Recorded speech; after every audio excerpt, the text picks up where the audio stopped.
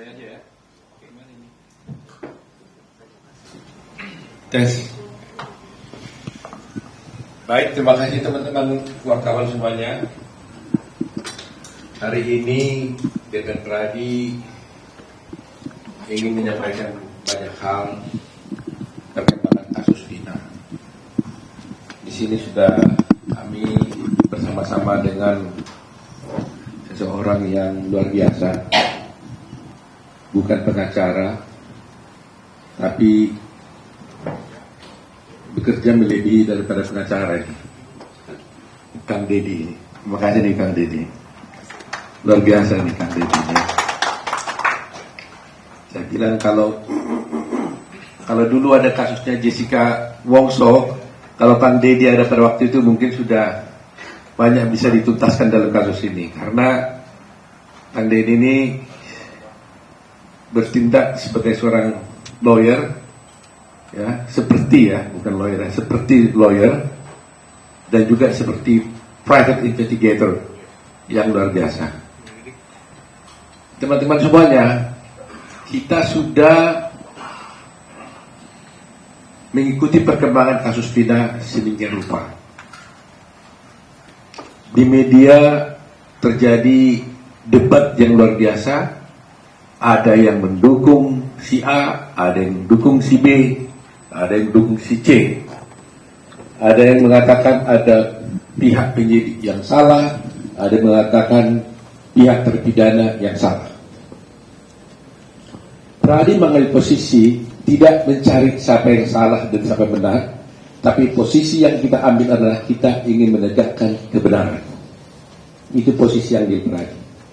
Itu sebabnya Pradi bekerjasama dengan Kang Deddy, dan di sini ada teman-teman saya, ada Pak Bendung, ya, ada Kang Yana, ada Pak Ruli Pengabdian dari Bandung, ada juga Pak Jutek ini yang selalu bekerja keras, ada Pak Duyanto, ada Bostam, ada Eli, ada Rilen, ada Owa Asidoni, ini ketua PBH Pradi Pusat, ya, Indonesia ini dia. Ada juga apa lagi? Ada Riri. Nah, ini Riri yang selalu pasti sudah sering kenal sama para wartawan semuanya. Jadi itulah yang posisi yang diambil oleh Pradi. Mengambil posisi untuk menegakkan kebenaran, karena kami kedatangan pada waktu itu, pada mulanya kami itu tidak involved dalam kasus ini karena ada beberapa pengacara yang sudah turun tangan. Tapi ketika keluarga daripada terpidana datang kepada kami melalui Kang Deddy, kami betul-betul sungguh-sungguh kaget dan luar biasa. Di mana akhirnya kami menemukan suatu, belum kesimpulan pada itu, tapi arahan lah, satu pendekatan yang saintifik kami lakukan. Kami punya keyakinan berdasarkan bukti-bukti yang disajikan kepada kami bahwa ternyata ada bahwa sebenarnya terpidana ini tidak layak dihukum. Kami tidak meyakini bahwa mereka itu bersalah dengan beberapa fakta hukum yang sudah ada. Dan sebelumnya teman-teman juga sudah melihat bahwa kasus ini berkembang dan ada dan menjadi sampai ke pengadilan dan sampai orang ini dihukum. Itu bermula dari kesaksian dari 3 orang, yaitu namanya satu Aib, kedua adalah Liga Abar, ketiga adalah Dede. 3 orang inilah yang memulai cerita ini. Kalau 3 orang ini tidak bercerita dan membuat kesaksian, nggak ada kasus ini. Kasus pembunuhan itu tidak akan ada. Ini dulu. Tanpa adanya cerita dari kasus yang tinggal 3 orang ini, tidak ada benang merahnya, tidak ada bukti-bukti, dan tidak ada cerita tentang adanya pembunuhan daripada almarhum Eki dan Vina. 3 orang ini kan bercerita tentang semua adanya pelemparan, pengejaran, adanya bambu dan sebagainya, termasuk adanya samurai, batu yang dilempar dan sebagainya. Nah, kita sudah tahu dari 3 orang ini Liga Akbar sudah mencabut keterangannya dan menyatakan sebenarnya cerita itu tidak benar. Gitu ya. Hari ini kita mendapatkan bukti yang luar biasa melalui Kang Dedi. Keluarga dari Dede menghubungi Kang Dedi. Kita kedatangan di sini yaitu Dede.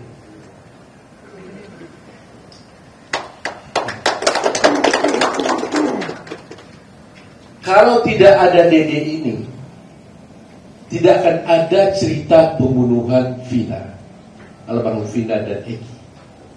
Tapi karena mereka inilah dulunya yang memberikan keterangan palsu, bersaksi palsu, maka akhirnya 7 terpidana itu dihukum. 8 ya.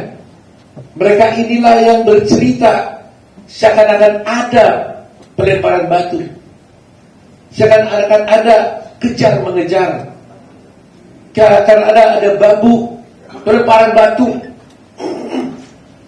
yang mengesankan bahwa ada akhirnya peristiwa pembunuhan terhadap almarhum Vina dan Eki karena kesaksian palsu mereka. Tapi berdasarkan keterangan yang diberikan kepada kami dan dia nanti bisa kita tinggal cerita bahwa dia ternyata melakukan perbuatan itu karena terjebak sama Aib. Di mana Aib mengajak dia ke kantor polisi yang tadinya dia tidak tahu tujuannya apa. Sampai ke kantor polisi, ternyata dia disuruh memberikan keterangan palsu. Dia diarahkan oleh Aib bersama-sama Rudiana. Nanti kita lihat keterangan sendiri. Untuk menceritakan suatu peristiwa yang dia sendiri tidak tahu dan tidak pernah ada. Kepadanya diberitahukan nama-nama daripada 7 terpidana ini, yang pada mulanya dia yang sebenarnya dia tidak tahu siapa ini 7 terpidana ini, karena dia juga tidak kenal dengan orang itu.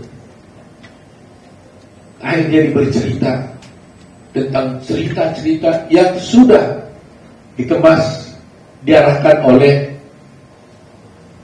Aib dan juga oleh Rudiana menurut keterangan dia. Nah, oleh karena itu, sebelum kami sampai kepada kesimpulan dan tanggapan nanti, agar tidak ini salah, kami mau tanya dulu kepada Dede di hadapan para rekan wartawan. Betul Dede? Bagaimana ceritanya? Bisa saudara cerita? Bagaimana ceritanya Dede sampai bisa bercerita tentang adanya pelemparan para itu? Saya tanya dulu biar berurut ya. Kamu kerja di mana, Dede? Cucian mobil, Pak. Pada waktu itu ya, ini pada waktu 2016 ya, cucian mobil. Ya. Udah berapa lama kerja di sana? Kurang lebih 1 bulan. 1 bulan. Pada tanggal 27 Agustus 2016, kamu berada di mana? Posisi tidak masuk kerja, Pak. Tidak masuk kerja. Tidak. Karena apa? 27 Agustus saya masuk kerja, Pak. 27 Agustus masuk kerja. Ya. Kemudian tanggal 28 Agustus 28 Agustus saya masih masuk, Pak. masuk. 29 Masuk, Pak. masuk. Ya. Kemudian saya mau tanya, kamu kenal nggak 7 terpidana itu? Tidak kenal sama sekali, Pak. Ya. Muka pun saya tidak kenal, nama tidak kenal. Muka tidak kenal, nama tidak tidak kenal. Sama sekali tidak kenal. Sama sekali tidak. Ya. Kapan kamu bertemu dengan Aib? Ya, pada saat itu, Pak, kerja di kerjaan saya mengenal Aib di kerjaan. Oh, Aib itu juga bekerja sama kamu. Ya, di situ. Nah, coba ceritakan bagaimana ceritanya Aib mengajak kamu ke kantor polisi. Awal mulanya malam, Pak. Aib menelpon saya dan mengajak saya ke Polres. Tanggal 2 September. Tanggal 2 September. Malam hari sekitar jam 7-an. Saya Terus? antar lah, saya mikirnya kan orang rantauan Pak. Karena nggak tahu daerah situ, saya antar ke Polres. Nah setelah dalam Polres saya tanya, mau ngapain di sini? Kata buat keterangan saksi anaknya Pak Rudiana yang meninggal. Nah setelah itu saya tanya, emang mau ngapain kan? Kita tidak tahu peristiwa itu. Nah udah katanya nanti saya arahin, saya ikutin kalau kata saya kan. Dia bilang gitu. Nah terus Pak Rudiana datang lah. Saya tanya ke Pak Rudiana juga, Pak Rudiana mau ngapain? Buat keterangan apa? Saksi anak saya yang meninggal kan. Nah disitulah diceritakan saya nongkrong di warung. Kalau ke warung itu bener Pak, warung malam hanya membeli rokok. Cuman ada segerombolan anak nongkrong, pelemparan batu, bambu, pengajaran, segerombolan motor ada di situ. Sebenarnya nggak ada Pak. Sudah diceritakan sebelum masuk BAP itu sudah diceritakan. Jadi sebelum kamu bertemu dengan Rudiana, kamu kan diajak oleh Rudiana telepon katanya kan? Bukan saya ditelepon Pak. Saya ditelepon dengan Aep Pak. Ditelepon oleh Aep. Kamu diajak ke kantor polisi. Iya. Waktu kamu diajak ke kantor polisi, kamu tahu tujuannya itu apa? Belum tahu Pak. Saya nanyanya pas sudah masuk ke Polres Pak. Di dalam. Apa katanya waktu kamu diajak ke kantor polisi? Ya saya tanya pas di dalam, mau ngapain sih? Buat jadi saksi anaknya Pak Rudiana. Enggak, sebelum. Oh saya nggak pernah nanya Pak. Cuma Jangan ya. nggak nanya Pak. Oh, dia Saya nggak ada. Oh, kalau antar saya ke kantor polisi gitu. Iya. Oke, setelah kantor polisi, Ya, apa yang terjadi? Ya saya tanya, buat mau ngapain di sini? Buat keterangan saksi kan? Saksi siapa? Pak Rudiana yang anaknya meninggal. Oh, itu kata Aep. Iya. Nah, kemudian kamu bertemu dengan Rudiana di mana? Di situ juga? Di situ juga. Saya tahu Rudiana pun saat di situ. Oh, kamu kenal Rudiana saat di situ? Saat di situ. Waktu dia pakai baju apa dia? Baju preman atau baju Baju preman sih Pak. Baju biasa. baju polisi? Apa? Dikenalkan sama Aep siapa ini gitu? Iya, dikenalkan sama Aep. Ini Pak Rudiana. Nah, dikasih tahu ini Pak Kasih tahu Rudiana, Aep. Ini Pak Rudiana. Apa lagi? Bapaknya Eki. Aep. Diberitahu nggak dia polisi? Diberitahu Pak. Dia polisi. Ini polisi gitu. Polisi. Jabatannya diberitahu pada waktu itu? Diberitahu intel narkoba kan. Oh, itu narkoba katanya. Diberitahu gitu ya. Diberitahu. Nah, lantas apa kata Aep kepada kamu? Ya saya bilang ke Pak Rudiana juga pada situ, Pak, buat jadi saksi apa? Anak saya meninggal kan. Nah, sedangkan saya tidak tahu kejadian itu, dan saya pun tidak kenal nama-nama dan muka, dan peristiwa itu emang tidak tahu sama sekali Pak. Nah, terus apa kata Rudiana? Kata Aep dan Rudiana, dia bilang Pak, ya udah ntar saya kasih tahu katanya. Ya setelah dikasih tahu, pada saat nongkrong di situ, pada saat ke warung ada orang segerombolan nongkrong.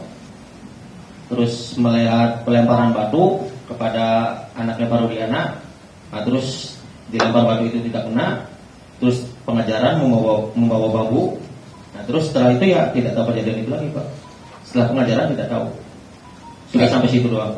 Tadi kan kamu ceritakan bahwa kamu diarahkan oleh Aep dan Rudiana. Saya mau lihat peran masing-masing. Aep ngomong apa, Pak Rudiana ngomong apa? Aep ngasih tahu, bilang aja ya ada segerombolan orang di situ Pak. Baik. Terus Pak Rudiana? Pak Rudiana ngasih tahu masalah motor sama nama Pak. Sama nama? Iya, motor dan nama saya tahu dari Pak Rudiana. Dikasih tahu sama Pak Rudiana. Oh, nama-nama pelaku. Nama-nama pelaku. Iya. Apa katanya waktu itu? Kan saya bilang saya nggak kenal Pak nama-nama pelaku. Muka pun nggak kenal. Terus kata Pak Rudiana, ya udah ntar saya kasih tahu nama-namanya pelakunya. Oh, dikasih tahu. Dikasih tahu. Masih ingat kan nama-nama itu? Nggak ingat pas ya Pak. Oh, tapi nggak mengingat soalnya kan nggak kenal Pak. Oh. Tahu nama pun pas saat di situ kan dikasih tahu Pak. Oh, tapi di situlah diberitahu, katakan gini aja katanya. Iya. Nah, sekarang setelah diarahkan oleh Aep dan Rudiana, lantas siapa yang melakukan buat BAP-nya? Mereka Rudiana juga? Bukan Pak. Oh, bukan. Bukan. Siapa? Ya penyidik di situ Pak. Oh, penyidik. Penyidik di situ. Jadi kamu diarahkan oleh Aep dan Rudiana dulu, setelah itu baru di BAP oleh penyidik yang lain. Iya. Oh. Jadi penyidik yang lain ini nggak pernah mengarahkan kamu lagi dong? Nggak pernah Pak. Yang mengarahkan justru di si Rudiana dan di lainnya gitu. Sebelum masuk itu Pak. Ya karena memang selalu terjadi begitu kan, yang mengukuli dengan yang menyidik kan selalu beda. Supaya yang menyidik, kalau upaya menyidik ditanya pernah kamu dipukuli penyidik, pasti nggak pernah mengukuli, tapi dipukuli dulu sebelum jadi luar. Kira-kira begitu cerita-cerita film yang kita nonton lah gitu ya. Ya, kira-kira begitu ya. Dan ini sekarang diarahkan oleh ini. Jadi penyidiknya tidak pernah mengarahkan, tapi sudah diarahkan oleh Rudiana dan AR. Begitu ya. Nah, kemudian setelah itu terjadi di BAP. BAP seperti biasa Pak. Ditanya Aja ya. Ditanya. Kau ceritakan seperti yang diarahkan itu. Seperti yang diarahkan sebelum masuk Ya. Saya mau tanya, kenapa kau mau waktu itu? Sebenarnya hati saya mas sebenarnya nggak mau Pak. Kan saya juga sudah bilang Pak, saya tidak tahu kejadian itu sama sekali dengan AF dengan Pak Rudiana. Nah pada saat itu kan saya rakyat kecil Pak, saya nggak ngerti hukum, sekolah pun saya hanya SMP. Ya saya merasa takut Pak, sudah dialami. Saya bisa apa di situ Pak? Ya tapi kan namanya kan kamu kan tuh merasa berbuat, kenapa nggak nolak aja?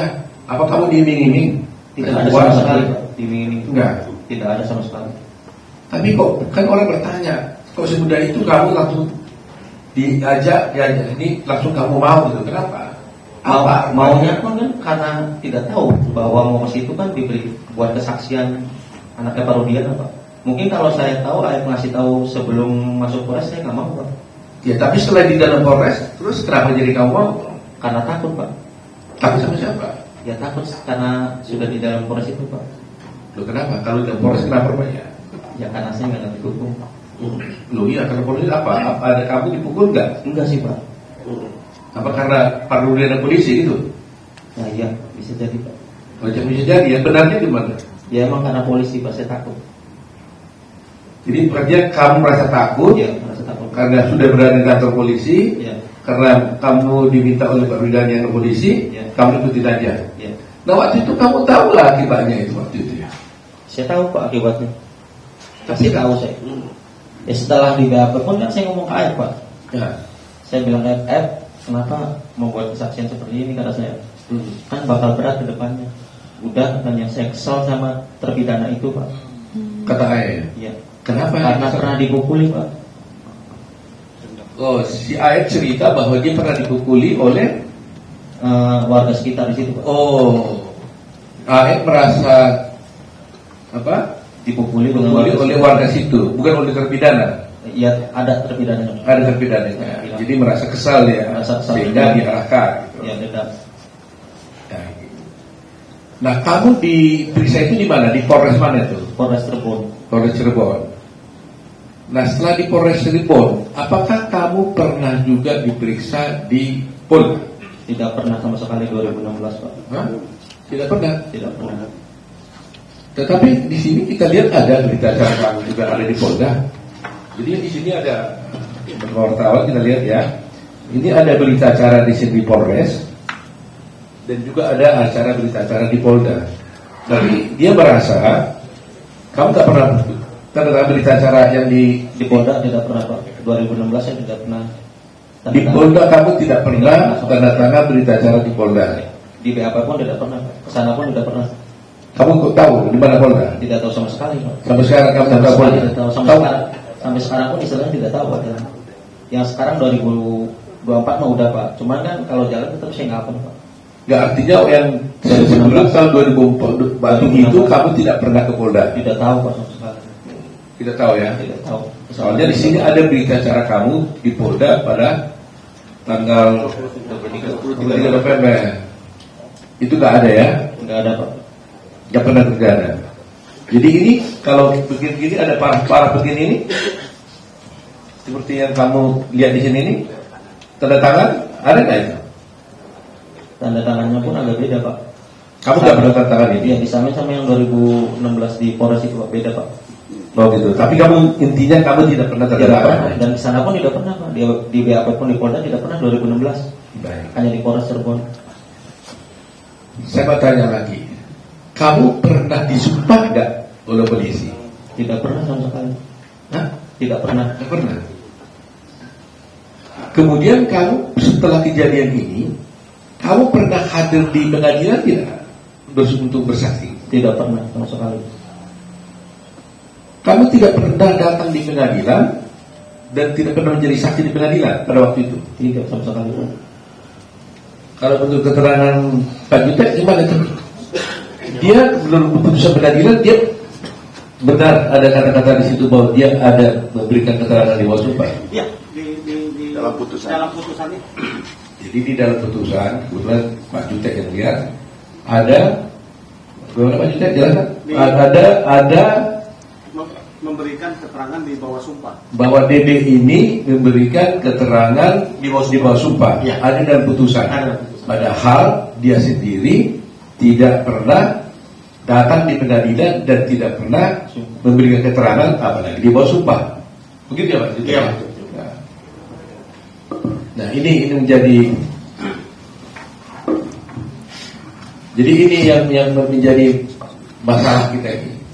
Jadi di pengadilan pun ada putusan menyatakan dia adalah memberikan keterangan di bawah sumpah, padahal dia sendiri tidak pernah datang ke pengadilan, apalagi bersumpah. Saya mau tanya, kok kamu nggak datang ke pengadilan? Kenapa kamu diberi berita acara di Polres? Ya, Apa kamu nggak dipanggil pengadilan? dipanggil Pak. Ada surat panggilannya datang ke Oh ada. Ada. Terus keluarga datang? Nggak datang Pak karena takut. Cuma saya nanya Pak, pas surat datang, saya nanya ke Pak Rudiana, Pak ini gimana? Ada surat panggilan dari pengadilan, udah katanya nggak usah datang, biarin aja. Jadi ada panggilan dari pengadilan Ada. kepada kamu untuk melakukan tugasmu sebagai warga negara bersaksi di pengadilan, tapi kamu dilarang oleh, Dilarang oleh Pak Rudiana. katakan bagaimana saya? Tidak, Pak, ada surat pengadilan datang, kata saya. Bagaimana ini? Nah, kata Pak Rudiana, udah nggak usah datang, katanya, biarin aja. Jadi Pak Rudiana menurut dia itu tadi menyuruh tidak usah datang ke pengadilan. Ya. Jadi sekali sudah tahu tuh pasal apa yang dilanggar di situ kalau seperti itu kan. Melarang orang tidak datang ke pengadilan, padahal itu adalah kewajiban hukum dia. Tapi Rudiana menanti benar. Saudara tahu kenapa kamu dilarang datang ke pengadilan? Tidak tahu Pak, hanya bilang itu saja. Oh hanya bilang itu saja. Jangan datang, tidak perlu datang ke pengadilan. Datang, nah, Pertanyaan saya terakhir ini, Dede. Bisa kasih dia kasih buka. Kenapa kamu tiba-tiba sekarang mau datang ke sini? karena saya mikir merasa bersalah Pak. Ya selama 8 tahun pun sebenarnya saya mau jujur Pak, mau mengungkap ini sebenarnya Pak. Cuman saya bingung Pak, mau mengungkap ke siapa Pak? Pendamping pun saya nggak punya. Sebenarnya selama 8 tahun saya merasa bersalah Pak. Bayangin Pak, saya hidup enak di sini Pak, bisa kerja, bisa nikah istilahnya Pak, sama anak istri bisa bahagia, sedangkan dia di penjara seumur hidup Pak. Saya merasa berdosa selama 8 tahun, merasa Pak.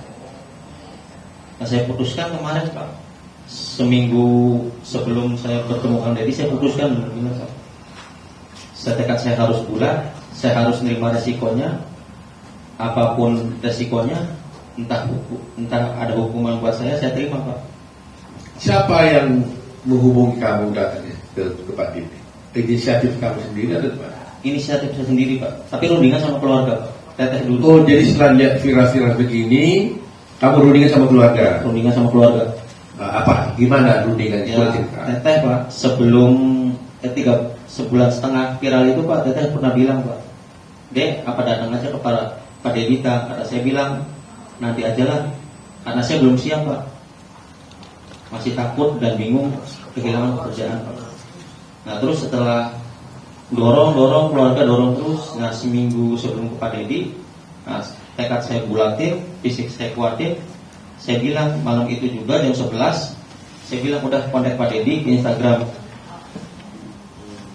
cuman tidak direspon Pak. Baru saya ke TikTok Ferry, Terus?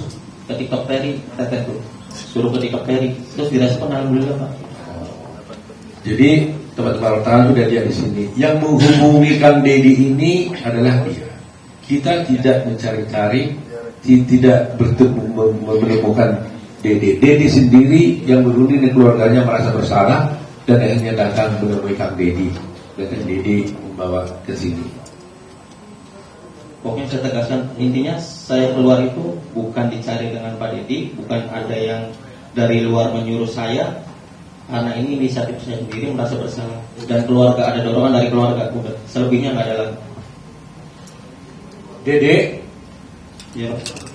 Kamu kan tadi mengaku sudah bersalah melakukan memberikan keterangan palsu dulu atas arahan daripada AF dan juga Rudiana. Ya, kita juga pernah melaporkan kamu juga. Iya Pak. Iya kan? Tapi sekarang kamu datang mengaku bersalah. Kamu tahu risikonya ini? Kamu Tahu Pak, sangat tahu resikonya. kamu tahu bahwa kamu bisa dipenjara gara-gara pengakuanmu sekarang ini? Tahu Pak, saya siap resikonya Pak.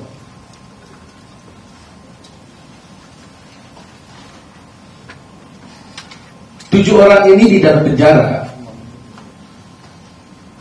gara-gara kamu. Iya Pak. Kamu bersedia nggak masuk penjara supaya 7 orang ini keluar? Sangat bersedia Pak. Yang penting intinya 7 terpidana itu saya mau keluar Pak, bebas. Seperti kehidupan saya kemarin Pak. Karena saya merasa bersalah. Meskipun kamu masuk penjara, Siap Pak. Meskipun saya masuk penjara menggantikan 7 terpidana itu, saya siap Pak. jadi kau siap 7 orang keluar, kamu masuk penjara Siap, saya siap Pak. karena kau merasa bahwa mereka masuk penjara gara-gara kamu. Karena saya Pak.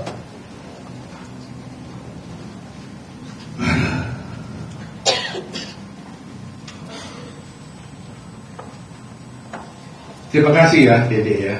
Sama-sama. Walaupun kamu ini sudah berbuat salah, tapi Tuhan menolong bahwa kamu bisa dibuka hati pikiranmu untuk menegakkan kebenaran. Kalau kamu tidak bisa datang di sini, bayangkan mereka itu akan ada di sana seumur hidup. Seumur hidup. Semula keluarganya bukan teraniaya semua.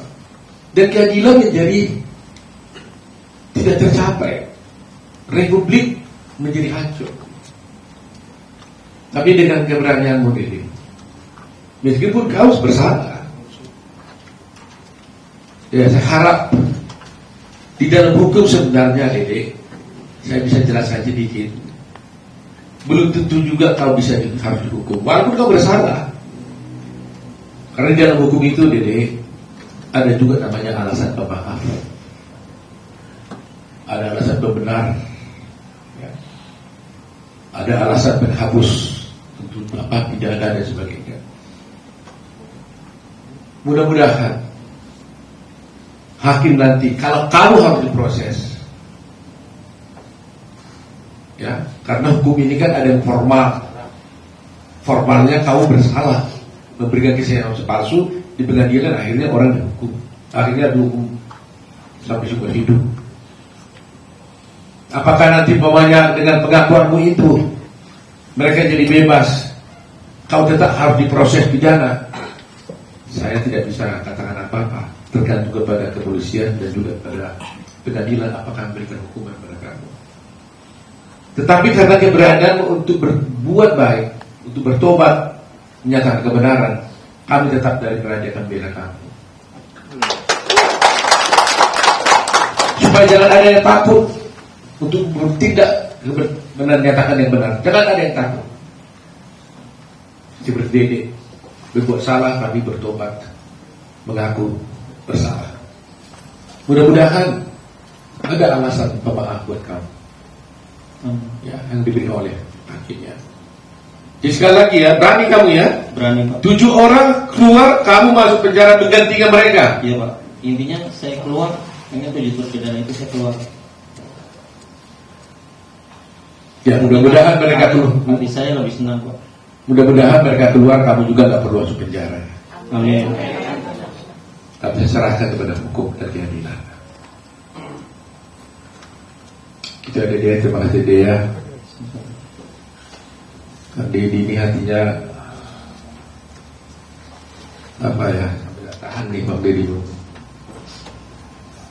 Melihat mata begini. Kita para lawyer, hati kita sudah berkali-kali sering gini. Jadi sampai air mata kita udah habis.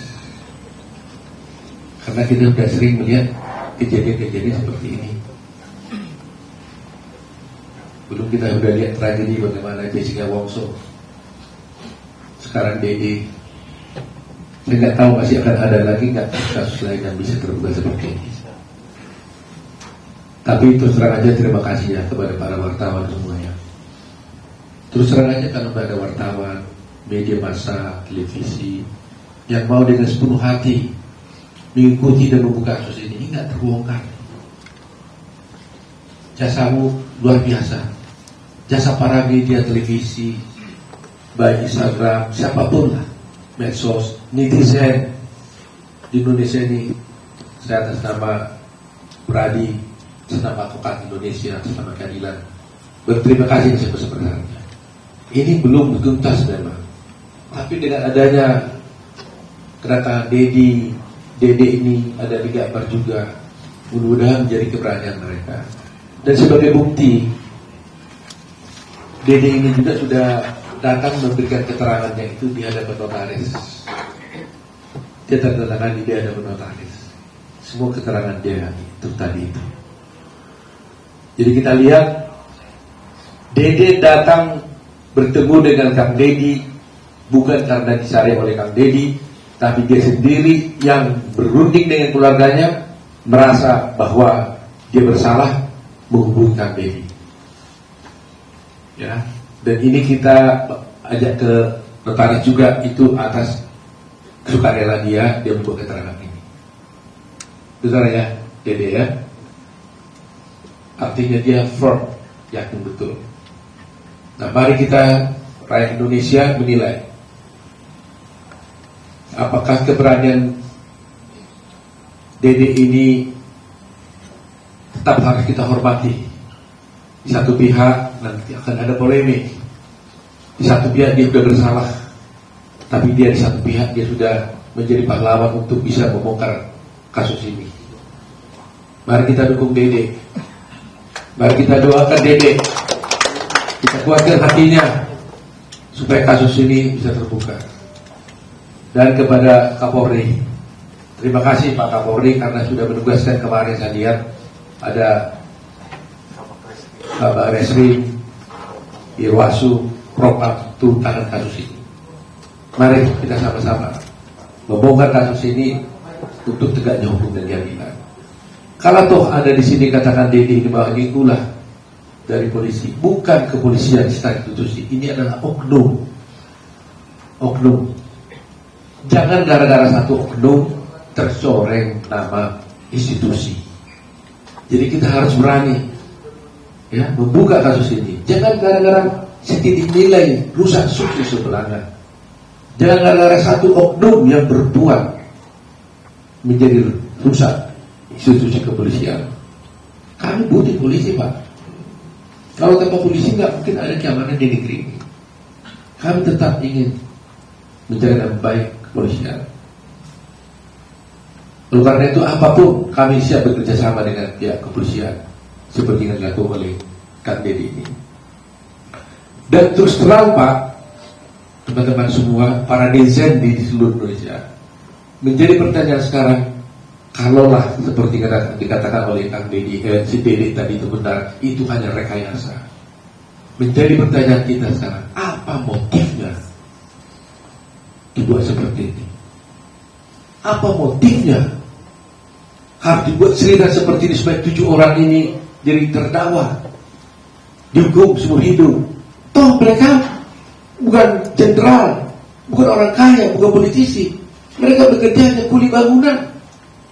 Apa motifnya? Ini juga mestinya diungkap. Apa motifnya? Kenapa harus seperti itu? Mengarang cerita, mengorbankan banyak orang, membuat negeri kita geger begini luar biasa. Apa motifnya? Nah itu mungkin tugas kepolisian nanti yang bisa mengungkapkannya. Jadi itulah mungkin keterangan kami, mungkin kalau ada Kang Dedi sampai di sana. Baik, terima kasih Bang Oto dan seluruh kawan-kawan dari Peradi yang hari ini saya muliakan, saya banggakan dan saya temui Dede didampingi oleh ibunda tercinta dan kakaknya tercinta yang mendampinginya dengan sepenuh hati, memberikan ruang bagi putranya untuk menjadi pahlawan bagi keadilan di Republik ini. Air mata saya tidak pernah berhenti. Kenapa? Yang pertama adalah yang dipenjara seumur hidup itu kuli bangunan, rakyat kecil, strata hidup yang sosial yang paling rendah di Indonesia dari sisi pendapat. Yang dibuat untuk memberikan kesaksian palsunya juga kuli bangunan, rakyat kecil juga. Saya dari tadi bertanya besar, kenapa yang dipenjarakan orang tidak berdosa, yang mempenjarakan jadi saksi palsunya adalah orang tidak berdosa? Kenapa rakyat kecil selalu jadi korban dalam setiap kepentingan perorangan? Pasti ada pertanyaan besar. Kenapa mereka tidak bersaksi? Kenapa mereka 8 tahun bungkam? Problemnya itu hanya 2 setelah saya telusuri. Yang pertama adalah mereka punya rasa takut yang tinggi karena tidak adanya pendampingan hukum bagi mereka. Mereka merasa kalau muncul siapa yang akan jadi pembelanya, harus bayar dari mana uangnya. Yang kedua, mereka juga rasa takut apabila berurusan dengan hukum, berurusan dengan penegakan hukum.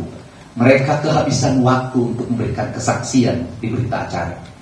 Mereka kehabisan waktu untuk menjadi saksi di pengadilan. Waktu itu bagi mereka adalah uang untuk beli beras. Waktu mereka adalah uang untuk beli token listrik. Waktu adalah mereka uang untuk bayar anak-anak sekolah mereka.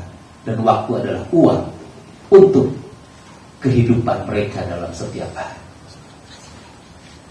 Perjalanan ini Bang Oto bukan hanya perjalanan hukum material. Saya memandang dari tadi ini adalah perjalanan spiritual saya. Mungkin beda orang memahami spiritual. Spiritual apa yang saya dalami? Yang pertama, kenapa saya menangis? Saya itu bertanya dalam setiap hari, ya Allah, kenapa saya harus berpisah dengan anak saya? Saya harus berpisah dengan keluarga saya. Hari ini Allah menjawab, kamu berpisah dengan anak-anak kamu biar kamu sendiri dan punya waktu untuk menghabiskan waktumu untuk sebuah penelusuran peristiwa yang pada akhirnya 3 bulan berakhir hari. Mungkin kalau hari ini saya duduk dalam sebuah keluarga, tiap hari pergi ke mall, jalan-jalan, saya tidak akan menemukan kasus dan saya tidak akan turun. Saya menikmati hidup dalam sebuah keluarga. Yang kedua, kasus ini adalah peristiwa seorang ibu. Saya orang yang sangat mencintai ibu saya, dan ibu saya selalu hadir dalam kehidupan saya. Sehingga saya memahami betul bahwa seorang ibu memiliki rasa yang sangat kuat. Hatinya menembus langit yang tidak bisa dihalangi oleh siapapun. Maka investigasi kalau dikatakan, atau wawancara yang saya lakukan, atau penelusuran yang saya lakukan, saya selalu menjumpai ibunya. Saya menjumpai ibunya Eka. Saya menjumpai kakaknya Supri yang itu juga pengganti ibu. Saya menjumpai ibunya Peggy. Saya yakin betul bahwa kemurnian hati seorang ibu itu akan membukakan pintu langit kesadaran manusia. Dari ucapan-ucapan ibu, dari tangisan-tangisan ibu, dari doa-doa ibu dan dari air mata ibu, akhirnya tergerak ibu yang jadi kakaknya dan ibu yang menjadi ibunya Dede. Lahirlah sebuah motivasi di mana Dede harus berkata jujur. Dan hari ini Dede berkata jujur.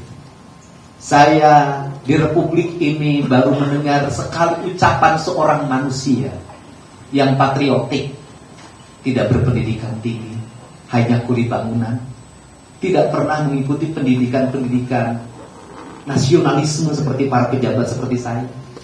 Tapi dia berkata bahwa saya mau dipenjara menggantikan mereka karena saya telah bersalah mempenjarakan mereka. Biarkan mereka bebas dan saya masuk dalam penjara itu. Sebentar lagi kita akan ada upacara 17 Agustus. Dia adalah pahlawan di era ini. Dia adalah patriotik di era ini. Dan dia adalah kesatria di era ini. Untuk itu, kepada para kesatria, kita harus merasa malu ada kesatria yang sebenarnya. Kemudian yang berikutnya bagi saya pribadi Bang Oto, dalam seminggu ini adalah seminggu derita sebenarnya dalam penelusuran kasus ini. Karena saya mendapat bulian yang luar biasa, mendapat tuduhan suap beragam. Pada niat saya cuma satu, saya ingin kasus ini tidak melebar kemana-mana, tidak menuduh orang yang tidak bersalah, tidak membawa nama siapapun yang tidak ada kaitannya tujuan saya. Tetapi karena halusinasi, imajinasi, cocok logi, membakar pikiran orang di media sosial sehingga menjadi kemana-mana. Dan rupanya air mata saya ketika malam itu terjawab hari ini. Seluruh bulian itu dijawab dengan datangnya Dede. Dan bagi saya kedatangan Dede adalah pelipur lara hidup saya dan membuat hidup saya bahagia dan berarti pada hari. Kemudian yang berikutnya banyak yang mengaitkan dengan dunia politik. Saya katakan berulang-ulang di depan Pak Jutek, saya katakan penelusuran saya terhadap kasus Eki dan Tina dan terpenjaranya 7 orang dengan hukuman penjara seumur hidup bagi saya jauh lebih berharga dibanding dengan hanya urusan politik. Karena ini jauh lebih berharga, ini lebih memiliki nilai kemanusiaan. Dan saya cuma satu dalam hidup saya, ingin punya catatan. Saya memang bukan pengacara, saya bukan jurnalis, saya bukan alat penegak hukum, tapi saya ingin punya catatan bahwa dulu pernah ada orang yang terbebas dari penjara seumur hidup, dari tayangan channel YouTube yang saya kelola. Dan itu bagi saya adalah perjalanan indah dalam hidup ini.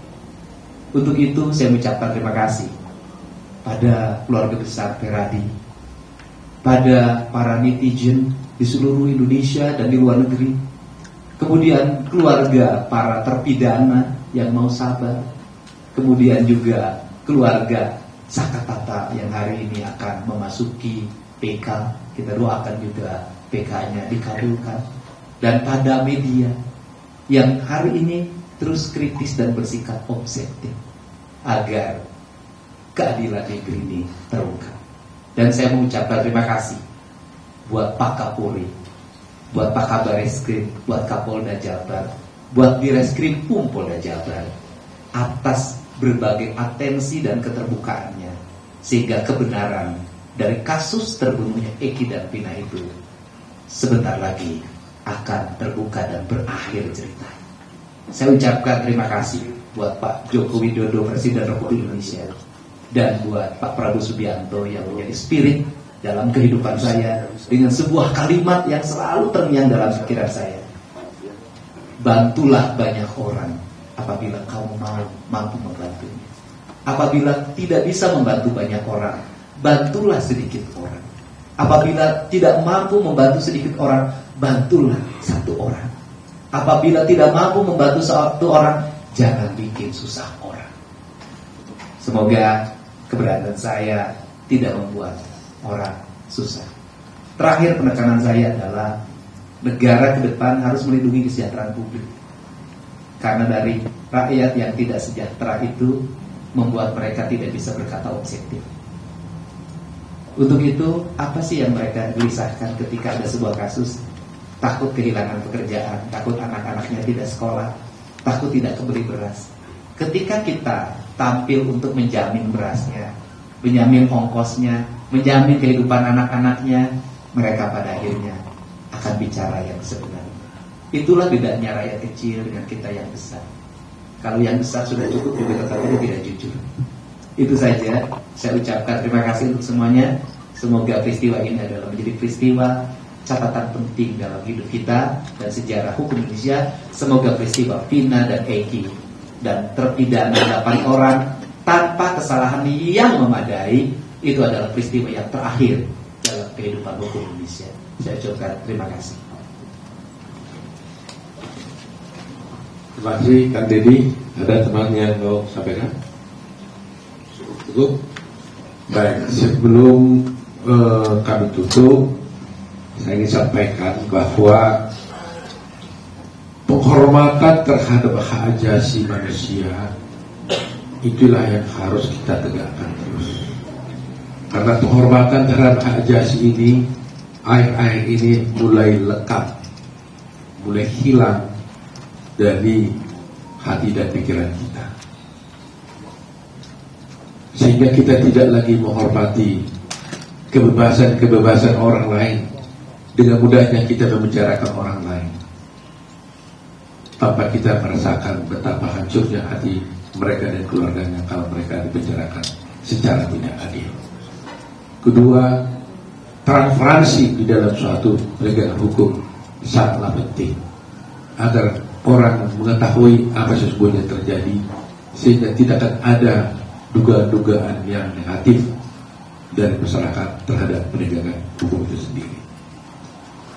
Besok kami diundang oleh Bareskrim Polri untuk menghadiri gelar perkara atas kasus yang kami laporkan, di mana waktu itu tim dari Peradi di bawah pimpinan Pak Rudi sama Pak Jutek pada waktu itu melaporkan saudara Aib dan Dede. Jadi kita laporkan dia ini sebenarnya.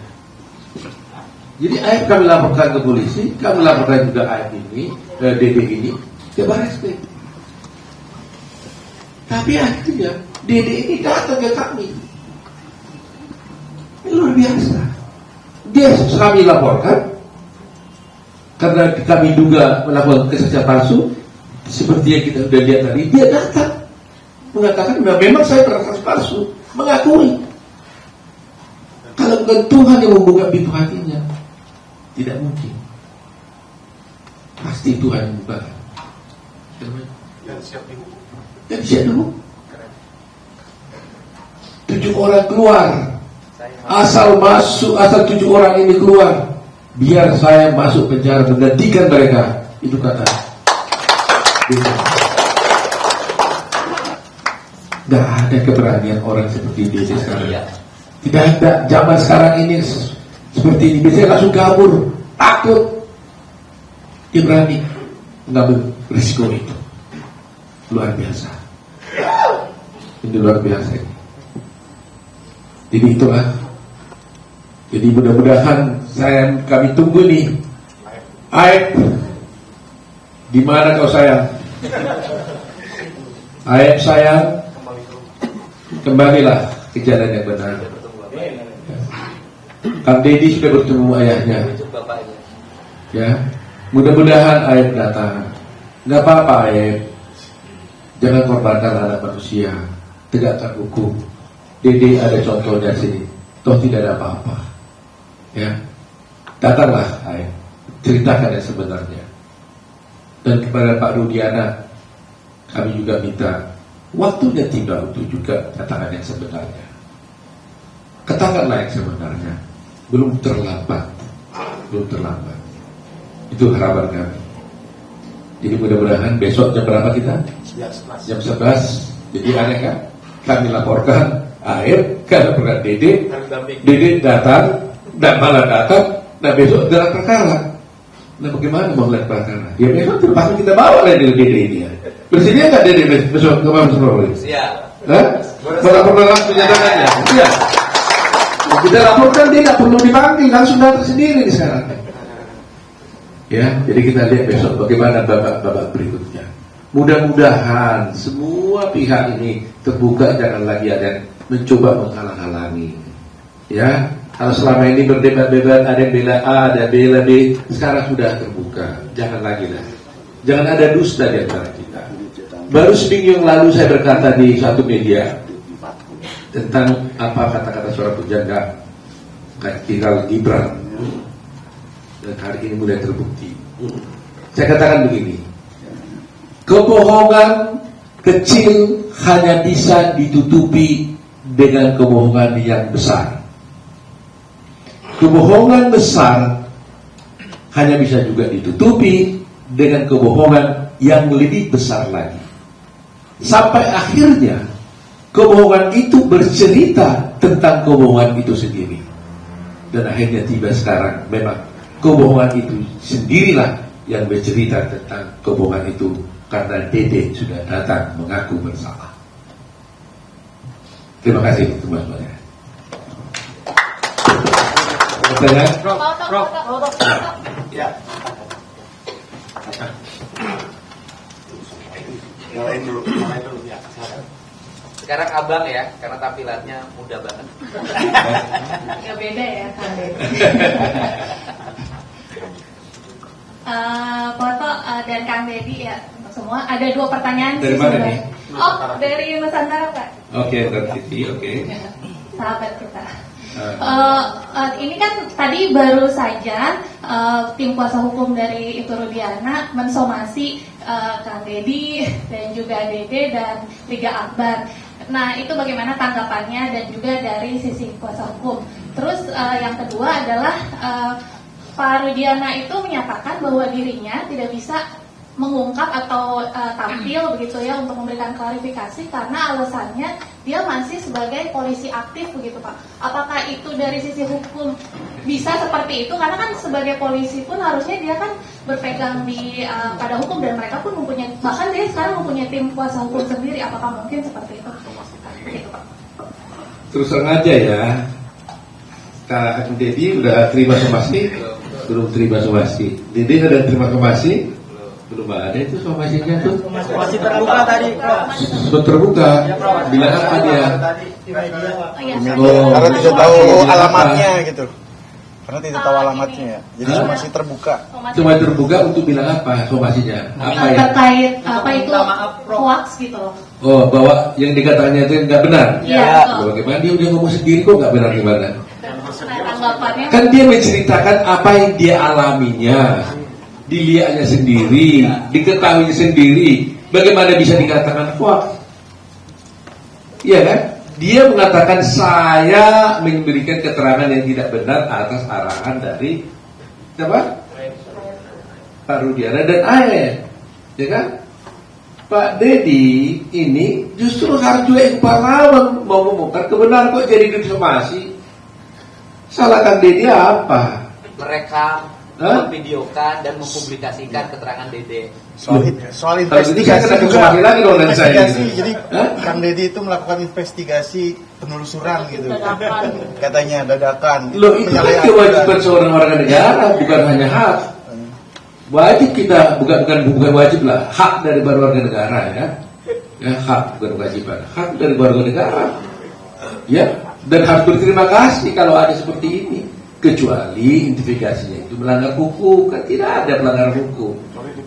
Kang sudah tadi katakan Dede datang menghubungi Kang Deddy. Ah, di sini ibu tanya, betul ya Bu ya? Iya. Ini kakaknya yang Ini datang ke kakaknya rumah saya. datang ke rumah Kang Deddy kan, minta tolong pada Deddy supaya ini dibantu menjelaskan, gitu ya? Terus apa yang salah? Yang kuasa hukumnya siapa yang mensomasi? Elsa Sarif. Hah? Elsa Sarif. Terakhir itu apa itu? Elsa Sarif. Elsa Syarif Oh, Elsa Sarif. kuasa hukum. Ya saya pikir supaya jangan salah kami tunggu dulu lah ya. Biar Kang Deddy nanti lihat dulu somasinya. Takut kita berlebihan menanggapi ya. Kami baca dulu dah. Kami belum mendengar tadi itu. Tapi Kang Deddy dan Dede sendiri disuruh minta maaf ke media gitu Bang. Ya saya tanya aja ke Deddy-nya. Mau minta maaf tidak? Yang pertama ini saya ceritakan kronologis ya.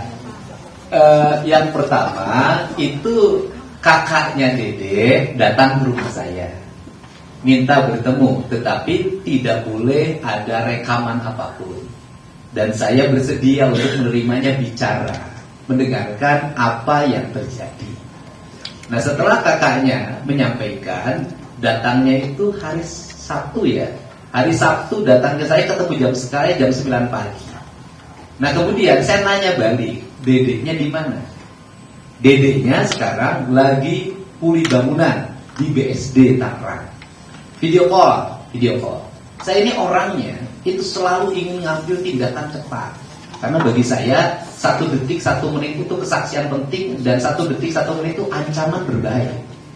Sehingga pada waktu itu juga Dede saya jemput, oleh tim saya dijemput. Kemudian dengan nggak usah takut urusan kulit, di tempat saya kuliah banyak. Dede tenang aja, ketemu saya. Setelah ketemu saya, langsung tidak ada bla-bla, saya jalan, Dedi jalan, itu langsung ketemu dan langsung saya rekam. Jadi apa yang tayangan di media, channel YouTube saya, gak ada itu rekayasa, semuanya lahir secara alamiah. Tidak ada rencana apapun. Dia bercerita, dan saya sampai ganti-ganti tempat karena waktu itu lagi ada pengajian, jadi suaranya kurang kerekam. Nah, Dedi bercerita apapun. Nah, kemudian maka saya menyampaikan tidak ada satu detik pun yang dipotong dan tidak ada kalimat tambahan yang dibuat. Itu ciri khas channel yang saya buat, tidak pernah. Ya kalau 30 menit ya 30 menit, ya kalau 23 menit ya 23 menit, itu pas. Nah kemudian kalau hari ini Dede disuruh minta maaf, ya saya tanya, Dede mau minta maaf enggak? Minta maaf untuk apa, Pak? Ya, Dedenya tidak mau minta maaf, gitu kan? Ya, kemudian kalau ditanya, kenapa Kang Dedi menginvestigasi? Apa kapasitasnya? Saya sih jujur aja nggak menginvestigasi, itu nggak ada niat investigasi. Saya hanya ingin mengetahui ini teh apa sih sebenarnya yang terjadi. Sebenarnya kalau kita mau bicara jujur, yang harus diinvestigasi, yang harus disomasi itu yang kesurupan. Karena itu yang kesurupan harus disomasi sebenarnya. Kenapa Anda harus kesurupan? Kan gitu. Dan kemudian karena yang pertama itu kan bahwa peristiwa ini pembunuhan kan dari kesurupan. Peristiwa ini dianggap pembunuhan itu kan dari kesurupan, sampai menyebut nama Egi dan diperkosa, katanya ditunjukin ini diperkosa, terus kemungkinan ya katanya ada 11. Pertanyaannya kenapa yang kesurupan nggak di BAP? Kemudian itu yang isi kesurupannya kenapa nggak dihadirkan untuk di BAP? Nah itu sebenarnya awal kan dari situ. Nah kemudian saya hanya ya andai kata ya kalau saya mau tetap minta maaf, ya kan? Maafin aku deh kalau ada ucapan aku yang tidak berkenan. Gitu aja kan nggak apa-apa. Takut ada ucapan saya yang dianggap kasar, ucapan saya yang dianggap tidak berkenan gitu loh. Itu aja, saya kan itu saja. Nah tetapi kalau minta maaf karena menayangkan ini, ya tanya aja yang saya kan hanya merekam kata Dede. Lebih baik saya minta maaf kepada narapidana dan keluarganya.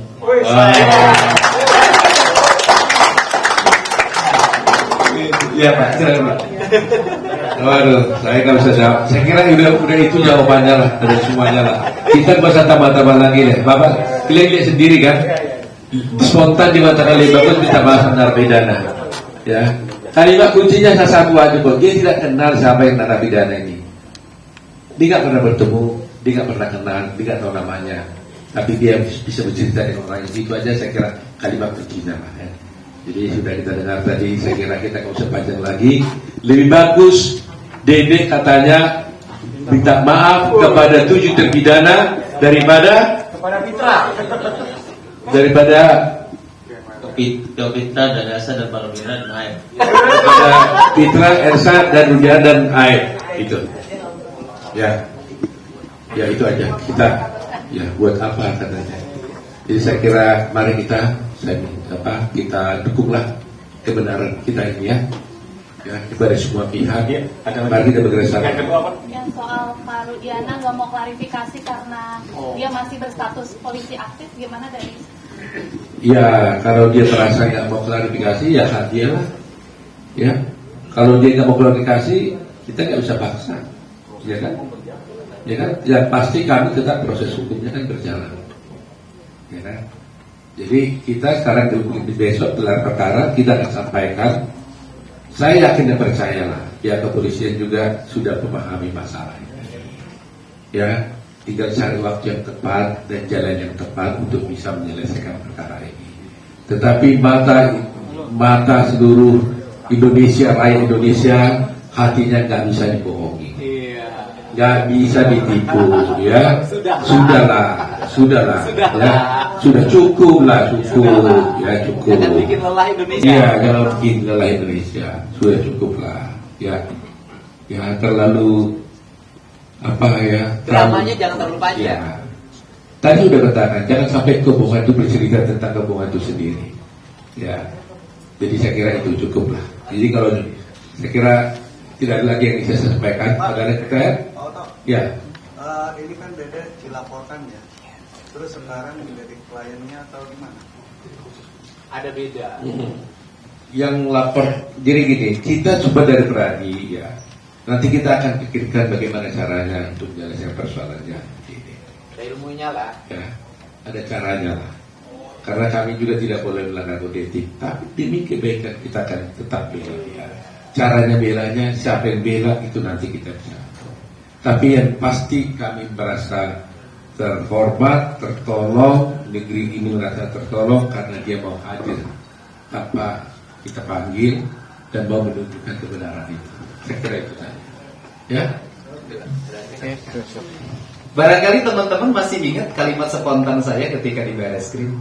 Kau yang memulai, kau yang mengakhiri, kau yang menyalakan, kau yang harus memandang. Ini Pak. Ya, cukup ya. Teman-teman. Ya.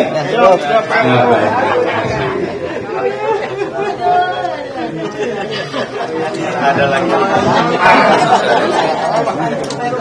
Foto dulu, foto.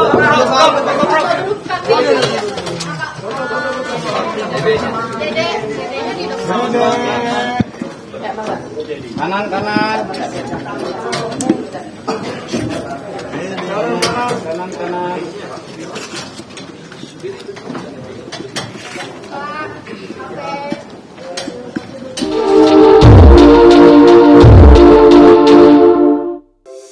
Di antara banyak sumber informasi, kami layak dipercaya. Karena kami menggali lebih dalam, berpihak pada kebenaran, berpegang pada data dan fakta, agar layak Anda jadikan referensi. Kompas TV, independen, terpercaya.